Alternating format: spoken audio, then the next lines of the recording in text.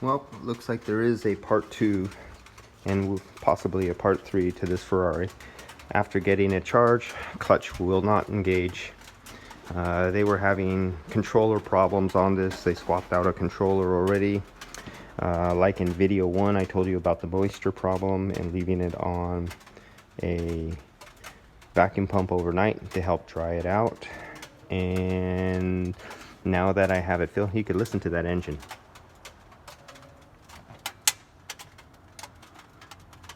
I don't know if the microphone is picking up all the cracking, but just idling for like 3 or 4 minutes, the amount of cracking and snapping sound from all the different metals contracting, heat shields and everything like that. It's a ridiculous sound on these Ferraris.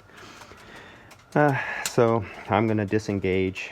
The rest of it's up to the Ferrari shop, because to bypass to get to the relay for this Ferrari for the compressor clutch is located behind the firewall under the kick panel of this right here, and you have to get up under here.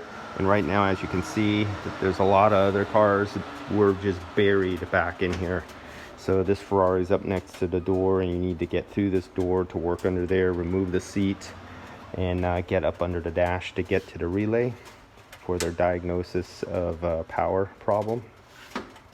And then they will call me back up. I'll gauge up and give them a thumbs up or a thumbs down, depending on after the clutch is engaged, the pressures, superheat, subcooling, and its operation.